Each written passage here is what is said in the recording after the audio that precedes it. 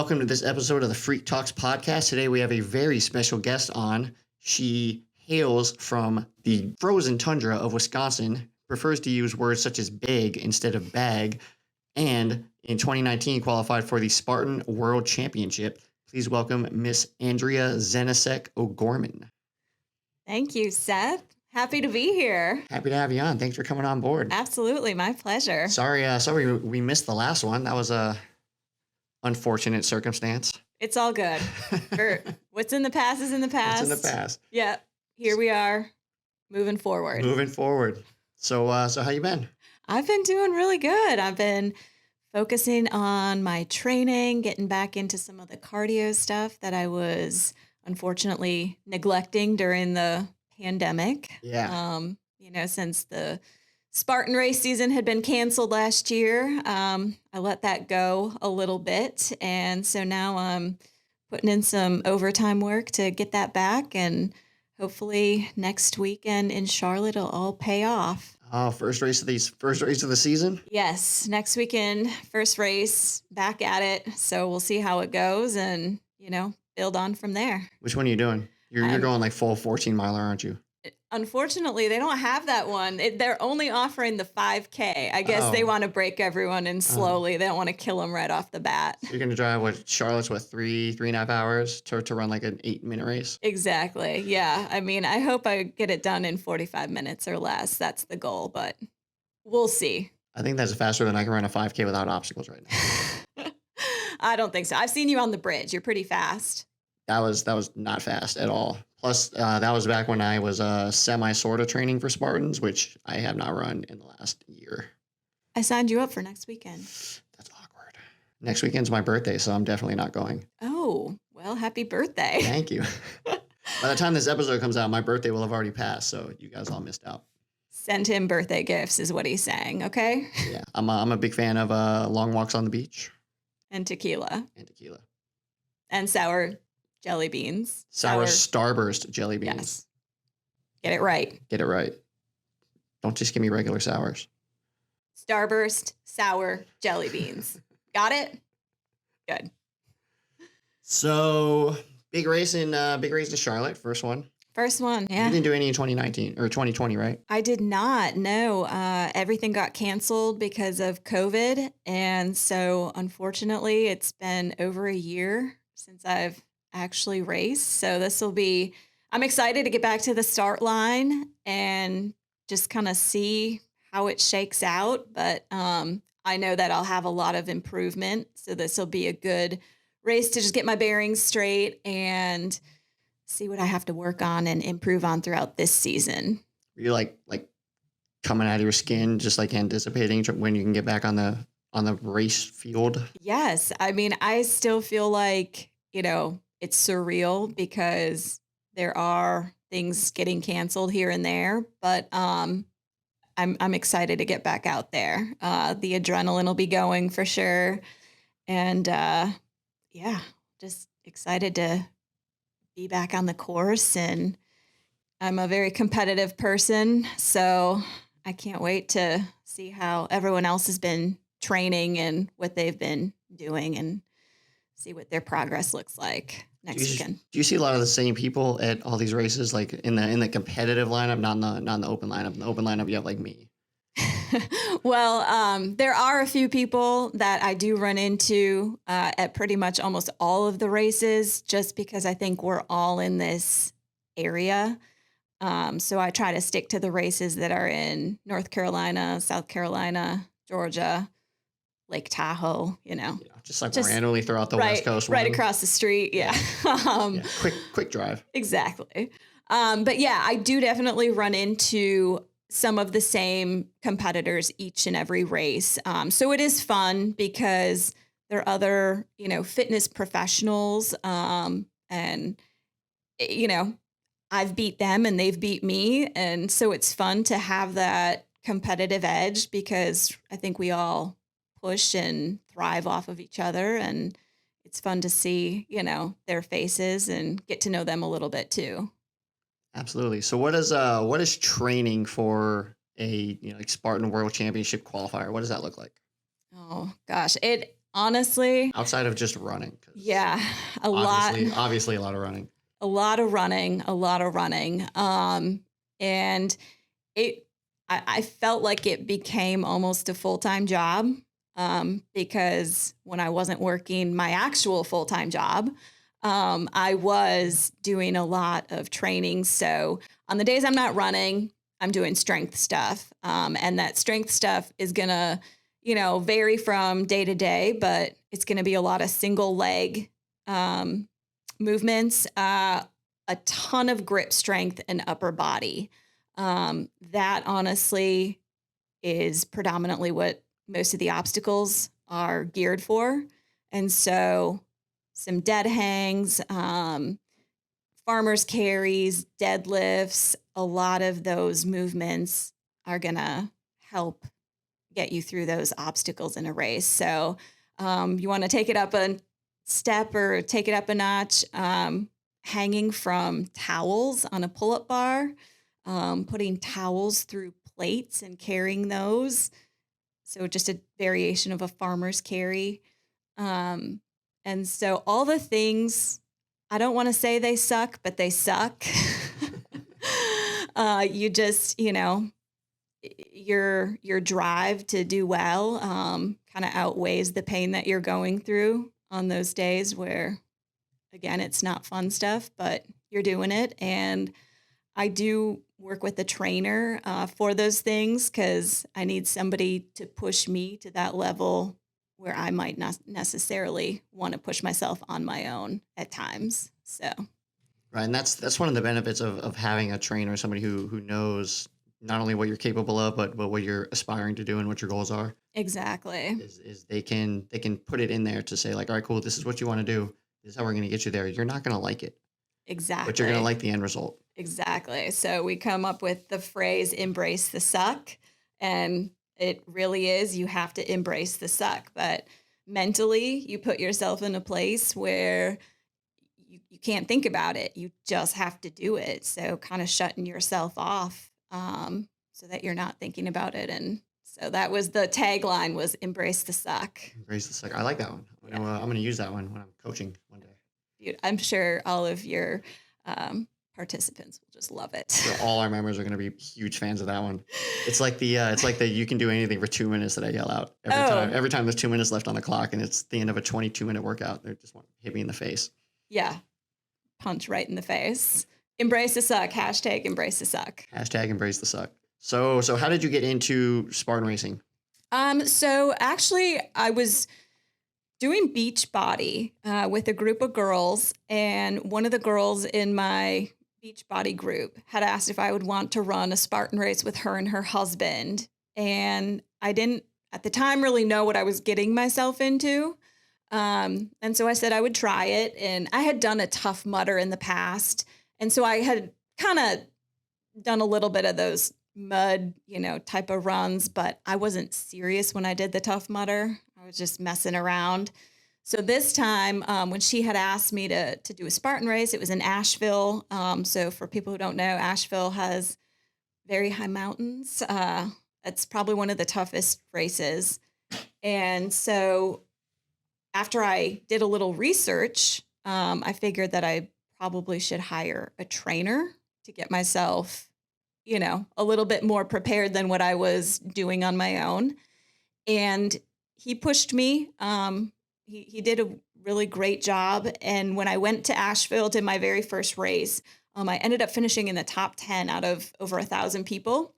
And so the competitive nature in my bones came out. And I thought, well, if I could do that on my first race, what could I do if I really, really put my heart and soul into it and pushed forward and maybe bumped up into that competitive division? So that's kind of how I got into it. And every time, I ran a race, it was just this adrenaline rush and wanting to do better and better each and every race.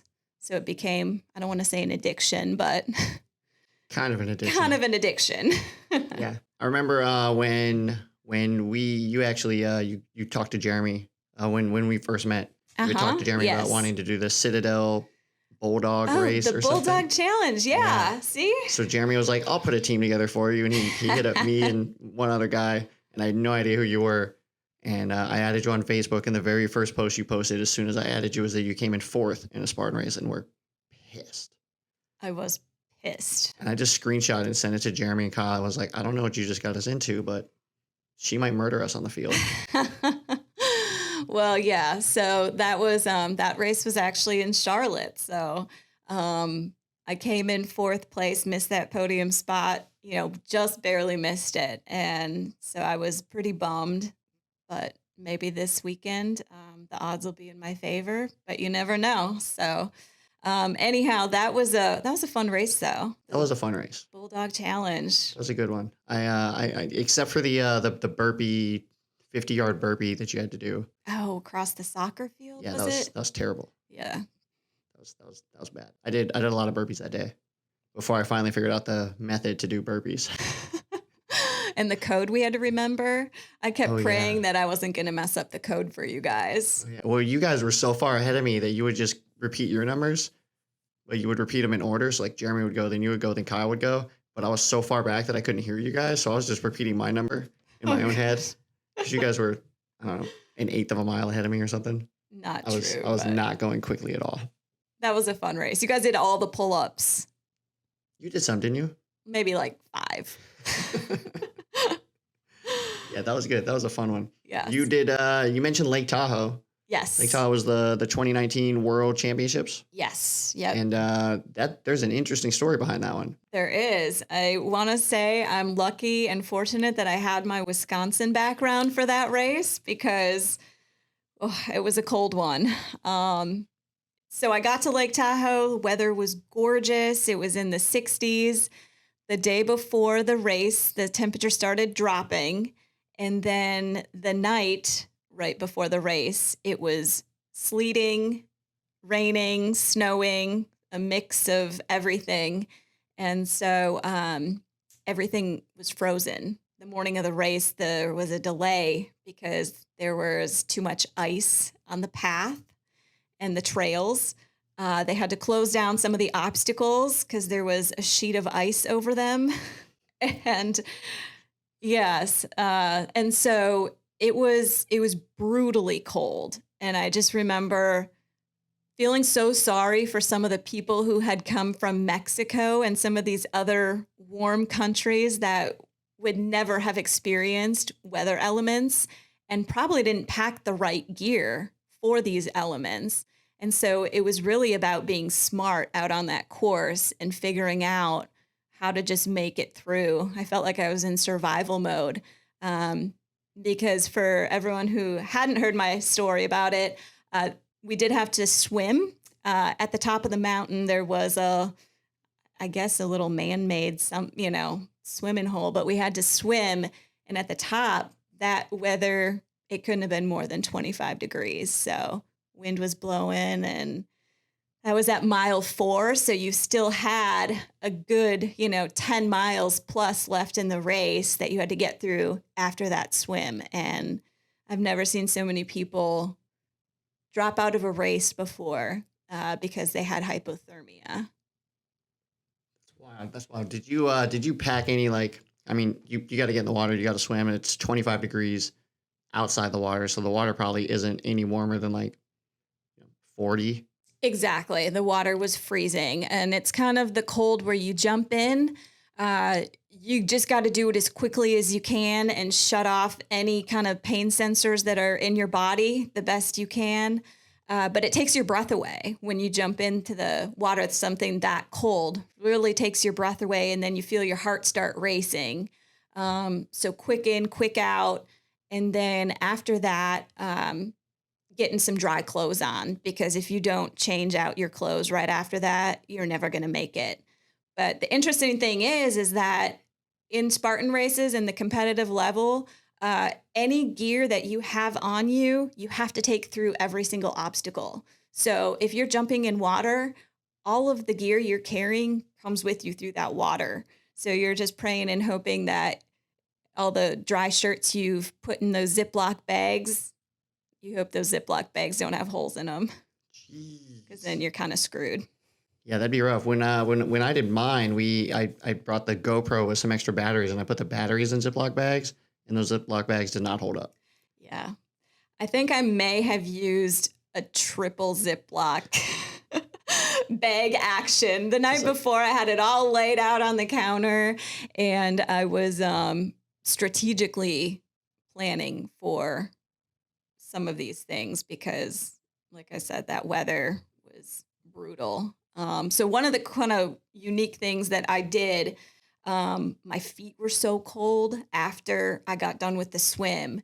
And I just remember thinking, like, I need to put dry socks on because my toes are probably gonna freeze and I won't be able to, like, they were tingling. I'm like, pretty soon I won't be able to feel my toes. And I have 10 miles left. So I remember back to my old soccer days when it was raining, we would put Ziploc bags over our socks and then put our feet into our soccer shoes. So after the swim, I took a few extra minutes to change out into some dry socks and use some of those Ziploc bags I had, put them over my feet, and then put them back into my wet shoes. But honestly, I was like the best little thing I did throughout that race, the smartest thing, because my feet were warm as could be the rest of the time. Perfectly dry, running through all that ice and sleet. Yeah. So, but yeah, it definitely was one of those things where mentally it took all of your mental strength to get through that race because it was just so brutal. Have you noticed that same mental strength kind of translated into anything else? Absolutely. I mean, now when I look back and think if I could get through that, I mean, I feel like I really essentially can get through anything. When I was there and seeing a lot of these people drop out or crying on the trail, hurt, that kind of, you start second guessing yourself and what am I doing? Why am I doing this? For a medal, or what point am I trying to prove? So, again, taking that and just bringing it into your day-to-day life and knowing that you can dive deep and get through things that maybe you normally didn't think you could. It absolutely carries over into every aspect: relationships, work challenges, um, you know, kid challenges, whatever those might look like for you. You can take them and use it. I'll bet it's just how long did that race take? Probably for you 5-ish hours. I think it did take about 5 hours. Yeah. There was a lot of up and down the mountain.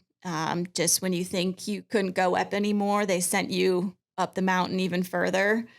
And then again, just that cold whipping at you if you didn't have the right jacket or something over your head to keep warm, you were just going to be out of the game completely. But yeah, it took about 5 hours, and it was really cool when I got to the very last obstacle.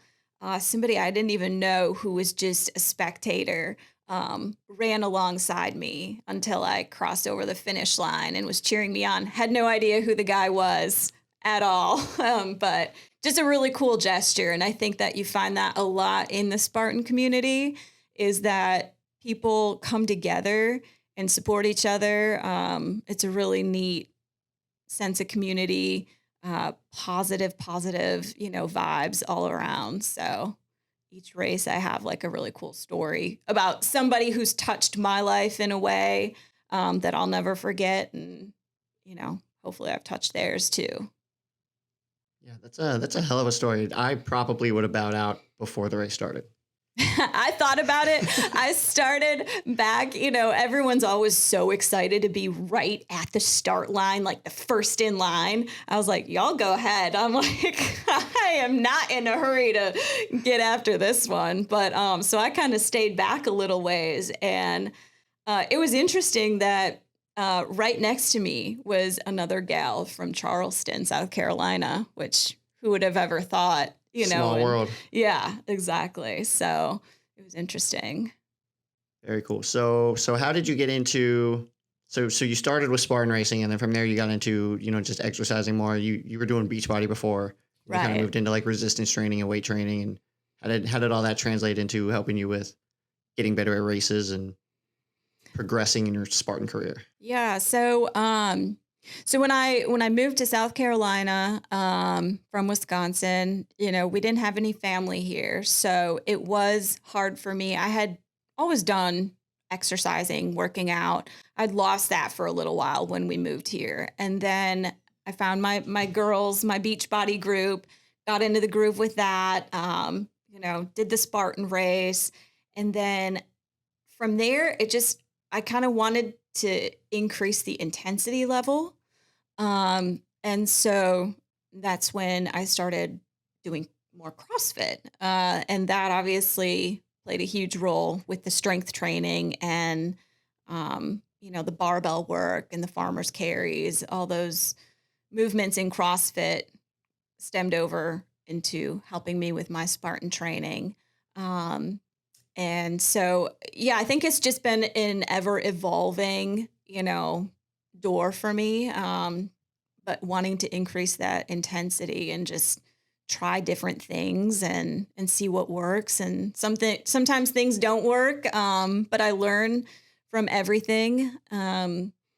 I used to think yoga was like a wimpy workout, and we all know how hot yoga on Sunday feels. It's not it's wimpy at all. it's not wimpy. It's not for the faint of heart. So just trying new things like that and trying to incorporate things into my training that maybe I didn't think about in the past. But yeah, I'm always open to trying new things and working them in. But obviously, the foundation of it is running and a lot of strength, grip, upper body. Probably explains why I'm not very good at those, because my running's not very good.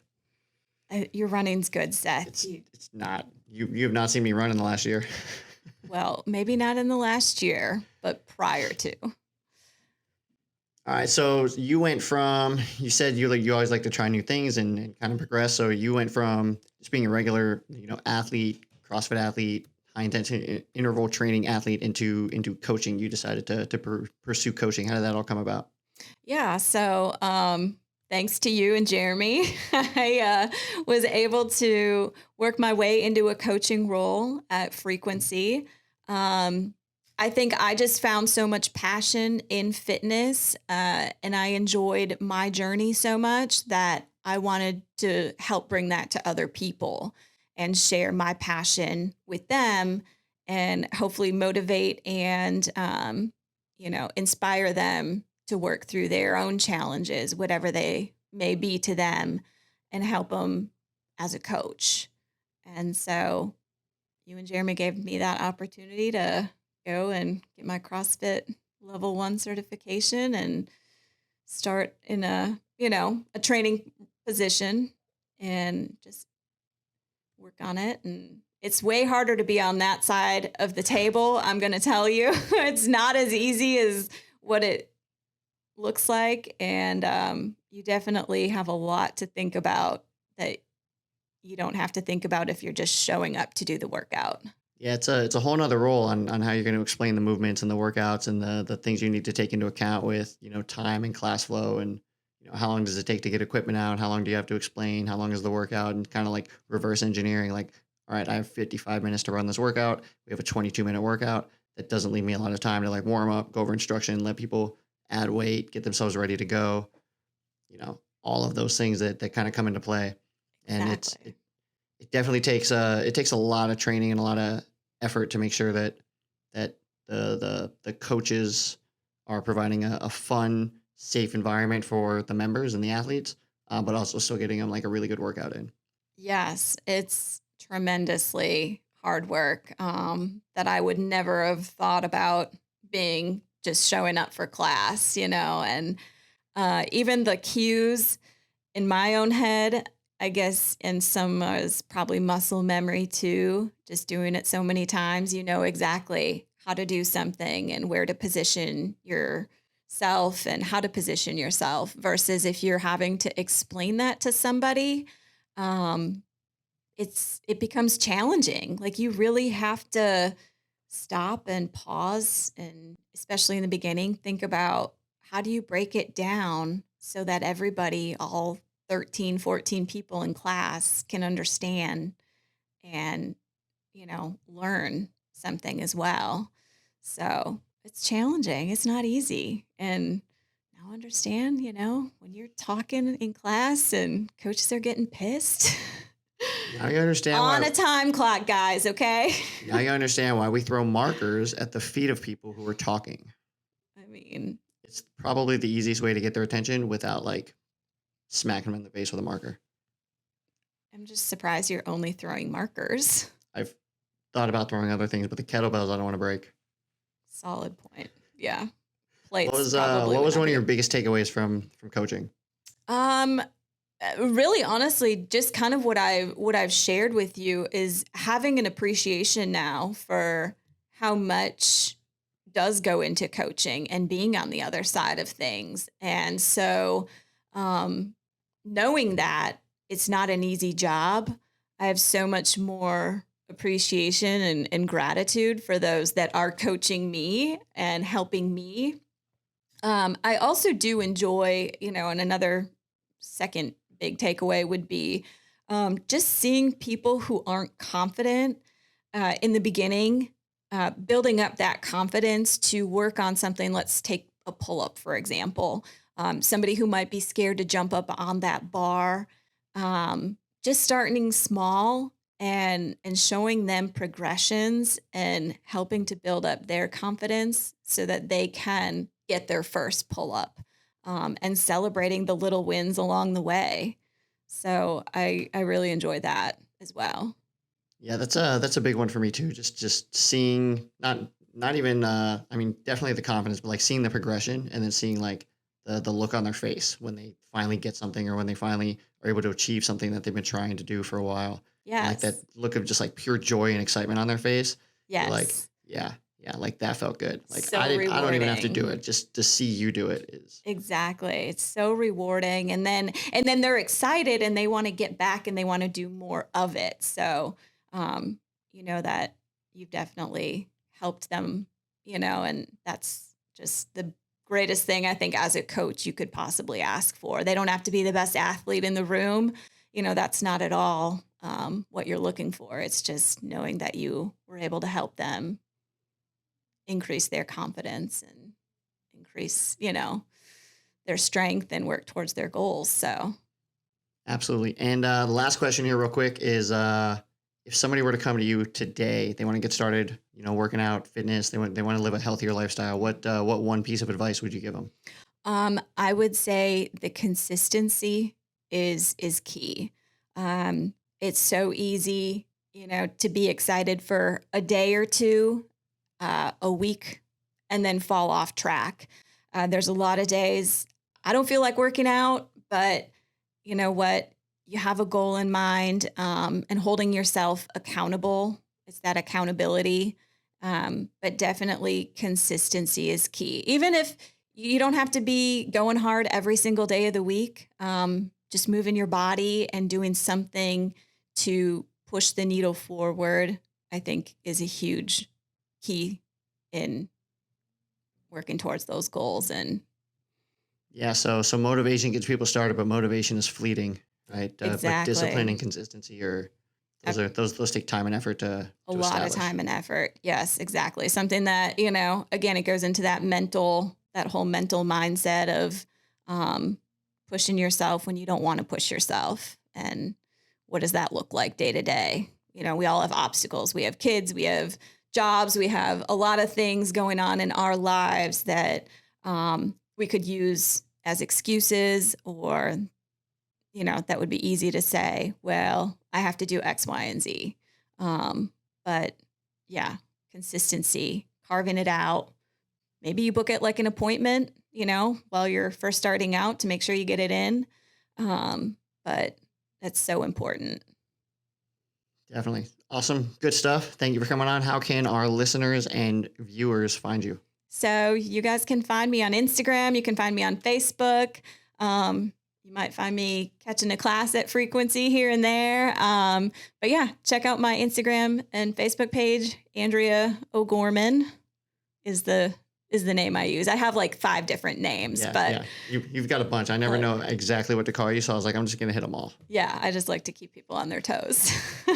Well, thanks for having me, Seth. This has been a blast. Thanks. Yeah, no problem. Thanks for coming on. It was awesome to sit down and chat with you for a little bit, and look forward to possibly having you on down the road after you go win a world championship. Yeah, I think I'm gonna go back to Lake Tahoe this year. I qualified based on my 2019 race scores, so who knows? Not going to Greece? I don't think I can afford that unless somebody wants to sponsor me. Let's make some phone calls. G is really good at getting people to give him money. That is true. So. G, I'm coming for you. Hiring you.